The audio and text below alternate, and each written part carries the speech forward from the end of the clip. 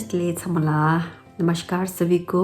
Video शुरू करने से पहले मैं सभी को माफ़ी मांगना चाहती हूँ कि मैं लास्ट वीक जो है मैं वीडियो नहीं डाल पाई due to some personal reason.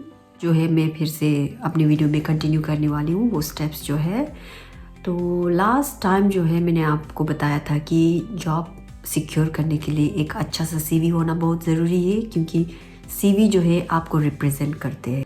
तो जब भी आप CV सबमिट करते हो कोई भी एजेंसी को, तो उस टाइम पे आपको CV के साथ साथ अपना डिसीजन लेटर एंड अपना OET का स्कोर कार्ड, OET या IELTS जो भी आपके इंग्लिश लैंग्वेज टेस्ट है, ये तीनों चीज़ जो है आप मेल पे अटैच करेंगे तो वो बहुत अच्छा रहेंगे।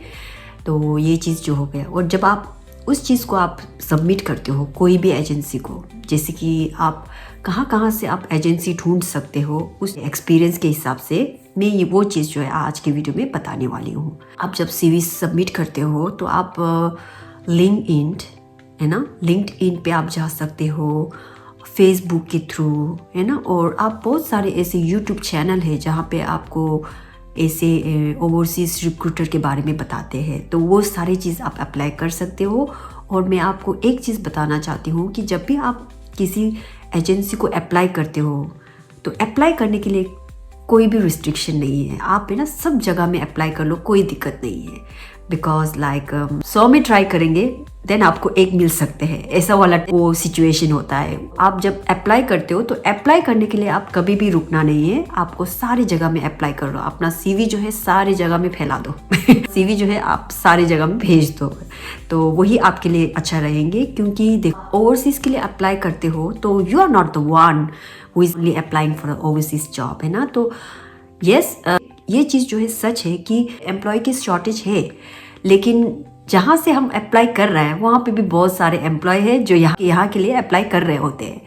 तो ये चीज़ आपको ध्यान रख के ना, जहाँ पे भी आप अप्लाई कर सकते हो वहाँ सब पे आप अप्लाई कर दो। अगर आप 100 में अप्लाई करते हो तो मे बी आप एक एजेंसी से आपको रिप्लाई आ सकते हैं। तो एजेंसी से आपको रिप्लाई मिलने के लिए आपको बहुत वेट करना पड़ता है। ये फेज जो होता है ना जहाँ पे आप अपना CV सबमिट करते हो और वहाँ एजेंसी से आपको रिस्पॉन्स मिलने का आप वेट करते हो, ये चीज़ जो है रात पे भी नींद नहीं आते हैं ये मैं समझ सकती हूँ।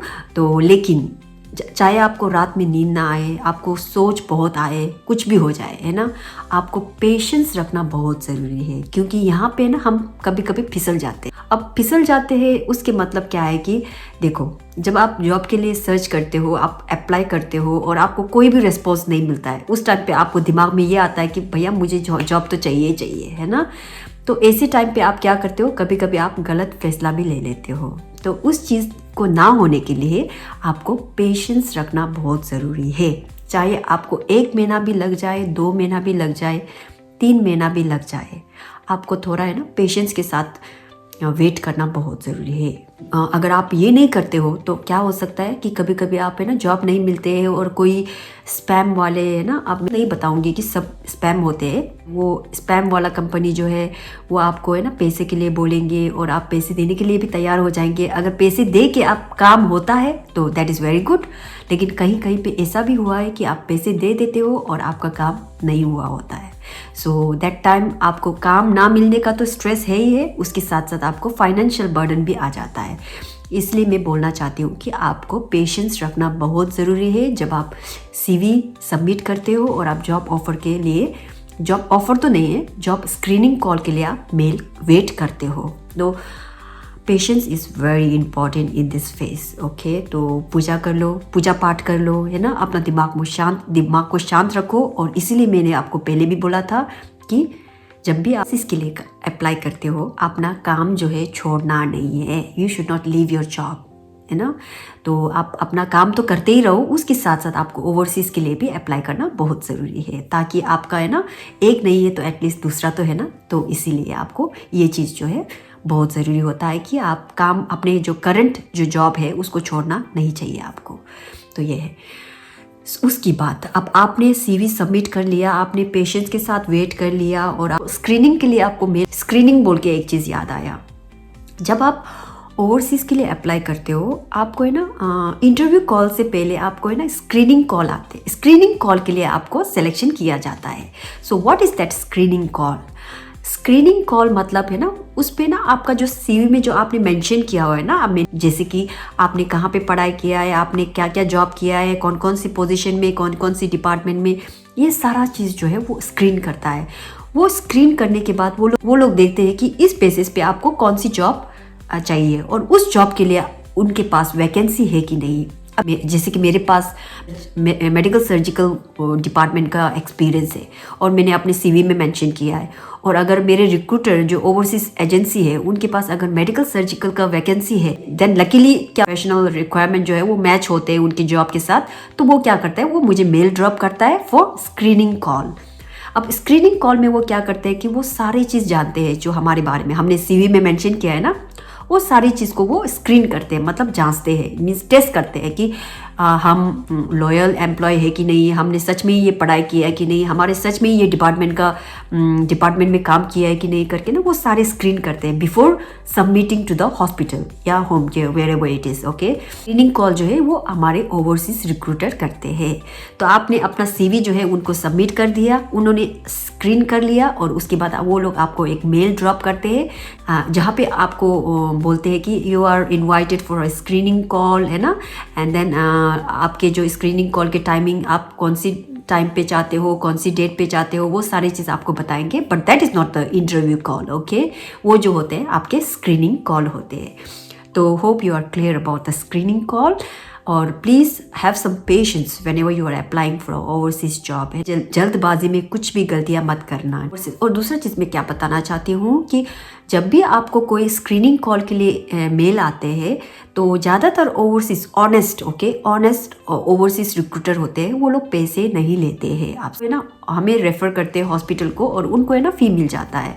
सो they won't take any money from our side. Okay, और कहीं कहीं हॉस्पिटल ऐसे होते हैं जहाँ पे पहले आपको देना होता है, then after that they will reimburse. Okay, पहले आप पेमेंट करके जाएंगे और उसके बाद में जब आपका कुछ पीरियड होते हैं, रजिस्ट्रेशन हो जाते हैं या आपने 6 मंथ कंप्लीट कर लेते हैं, तो उसके बाद वो हॉस्पिटल जो है वो आपको रीइम्बर्स करते हैं।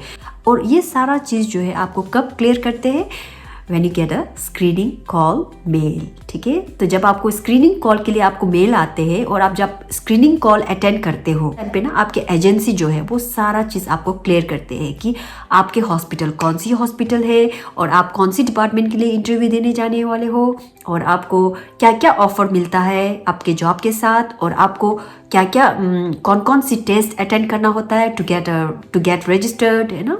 ये सारा चीज़ जो है आपके एजेंसी आपको हेल्प करेंगे क्लियर करने के लिए। सो मैं ये चीज़ बताना, मुझे लगता है कि आपको है ना अच्छे से पाठ पूजा करके अपना सीवी जो है उनको सबमिट करना है जहाँ पे भी आप अप्लाई करना चाहते हो। अप्लाई करने के बाद आपको थोड़ा पेशेंस रखना है और तभी जाके आपको एक मेल मिलेंगे जिस पे लिखा होगा आपको स्क्रीनिंग कॉल के लिए मेल आते हैं। Then when you attend the screening call that time वो आपको भी पूछेंगे कि आपको क्या डाउट है ना। तो ये सारा चीज़ जो है आप उस टाइम पे आप क्लियर कर सकते हो। लेकिन ये है कि ये जो स्क्रीनिंग कॉल के लिए जो मेल है ये आने के लिए बहुत टाइम लगता है। Please never give up. Okay, screening call के लिए आपको मेल नहीं आते तो आपको उस फेस में गिव अप नहीं देना है, क्योंकि आपने बहुत मेहनत करके यहाँ तक पहुँचे हैं, तो स्क्रीनिंग कॉल भी आपको आ जाएंगे। तो स्टे पॉजिटिव। क्या होता है, जो भी होते हैं अच्छे के लिए ही होते हैं, बिल्कुल फिक्र मत करो। मुझे पता है that face is very stressful, क्योंकि मैंने भी वो फेस है ना झेला है, तो मुझे पता है कि वो कितना स्ट्रेसफुल होते हैं। और अभी मेरा बहुत सारे दोस्त हैं जिनको भी वो स्क्रीनिंग कॉल के लिए अभी तक मेल नहीं आया है। लेकिन ये है कि ये सारा चीज़ जो है कभी कभी अपने लक पे भी डिपेंड करते हैं, और कभी कभी ये जो है अपना एक्सपीरियंस में भी डिपेंड करते हैं, और कभी कभी क्या है अपना सीवी पे भी डिपेंड करते हैं कि आप कैसे अपने आप को सीवी में रिप्रेजेंट करते हो। तो अगर आपने अपना सीवी अच्छे से नहीं बनाया है तो you can refer my previous video, जहाँ पे मैंने आपको बताया है कि सीवी कैसे होना चाहिए जब भी आप ओवरसीज के लिए अप्लाई करते हो, क्योंकि आपके सीवी जो है वही आपको रिप्रेजेंट करते हैं। एक अच्छा सा सीवी बनाने के बाद आपका काम जो है आपको क्या है, सीवी जो है वो सबमिट करना होता है। और सीवी जो है आपको कहाँ कहाँ सबमिट करना होता है, you can get it from the LinkedIn, है ना। और फेसबुक पे मिल जाएंगे आपको, बहुत सारे यूट्यूब है वहाँ पे भी मिल जाएंगे। अगर आप मेरे एक्सपीरियंस के हिसाब से पूछना चाहते हो then I would recommend HVM, KCR, CPL, ये सारे जो रिक्रूटर होता है that are very good agency. So तो आप ये सारा जो है आप लिंक्डइन में आप सर्च कर सकते हो ये सारे एजेंसी के बारे में। और बस ये 3 नहीं है, बहुत सारे एजेंसीज है, तो मैं अपने एक्सपीरियंस के हिसाब से बता रही हूँ। तो ये सारे एजेंसी पे आप अप्लाई कर सकते हो। लिंक्डइन के थ्रू आप उनके वेबसाइट में जाइए, सर्च करिए उनके बारे में, then you will come to know what all facilities या help they are, support they are providing. And I hope कि आपको भी जल्दी स्क्रीनिंग कॉल के लिए एक मेल आ जाए, क्योंकि मुझे पता है जो भी ओवरसीज़ के लिए अप्लाई करते हैं वो सारे लोग बहुत मेहनत करते हैं एंड नेवर गिव अप। पे भी रुक जाते हो तो आपको है ना गिव अप कहीं पे भी नहीं करना है। आपको ये सोचना है कि जो भी होता है अच्छे के लिए होते हैं और मैं रुकूंगी नहीं, मैं प्रयास जो है मैं करते ही रहूंगी, ये चीज़ आपको दिमाग में रखना है। और कहीं पे भी आपको दिखाई देते हैं जैसे कि कहीं पे वैकेंसी वगैरह कहीं पे भी है ना, जहाँ पे आपको थोड़ा सा भी आपका रिक्वायरमेंट जो है मीट नहीं होता है, आप वहाँ पे भी भेज दीजिए, कोई दिक्कत नहीं है। आपका CV जो है ना एजेंसी को सबमिट करने के लिए 1 रुपये भी नहीं जाता है, तो you keep on trying. Okay, आपको पता नहीं होगा, मैंने भी है ना एक ही एजेंसी को मैंने कितने बार उनको मेल किया होगा CV चेंज कर करके तो सारा चीज़ जो है आप अप्लाई कर सकते हैं। ऐसा नहीं कि आपने एक पे अप्लाई कर दिया और रिप्लाई नहीं आया करके आप बैठे हुए हैं ऐसे करके ना, तो ऐसे नहीं करना है। जहाँ पे भी आप अप्लाई कर सकते हो करते ही रहो। ऐसा लगता है कि आपने CV सबमिट करके 1 महीना हो गया फिर भी रिस्पॉन्स नहीं आ रहा है, CV को चेंज करो, है ना, मॉडिफाई करो, again you can submit. Okay, तो ऐसे करके ना उनका भी एक इनटेक के टाइम पे भी अगर आप CV सबमिट करते हो that is a very good time. आज के वीडियो में मैं इतना ही बताना चाहती हूँ कि जब आप अच्छे से एक CV सबमिट कर लेते हो, CV बना लेते हो, तो उसके बाद आपको सारे एजेंसी पे भेज दो अपने CV, डिसीजन लेटर और OET स्कोर कार्ड जो है ना, ये तीनों जो है आप सारे एजेंसी पे भेज दो। लेकिन भेजने के बाद अगर आपको पैसे के मामला आता है, मीन्स थोड़ा सोच लेना आप, है ना, जब भी पैसे के मामले आते हैं। अदरवाइज आई वुड सजेस्ट कि ज़्यादातर ओवरसीज रिक्रूटर होते हैं वो पैसे नहीं लेते हैं, ठीक है, क्योंकि उनको है ना हॉस्पिटल की तरफ से ही दिया जाता है हमें हायर करने के लिए। सो ज़्यादातर ओवरसीज रिक्रूटर जो है वो पैसे नहीं लेते। अगर कभी कभी पैसे ले भी लेते हैं, मीन्स लाइक ले नहीं लेते, अगर आपको कहीं कहीं पैसे देना भी पड़ता है देन ऐसा होता है कि आपको वो जो है रीइम्बर्स कर लेते हैं जब आपके कुछ पीरियड हो जाता है, जैसे कि आप रजिस्टर्ड हो जाते हो, जैसे कि आपने 6 महीने कंप्लीट कर लेते हो, उस टाइम पे आपको रीइम्बर्स किया जाता है। तो ये सारा चीज़ जो है आपको वो स्क्रीनिंग इंटरव्यू के दौरान आपको अपने एजेंसी जो है वो सारा चीज़ आपको बताया जाएंगे और अपने डाउट के बारे में भी वो एजेंसी आपको पूछेंगे।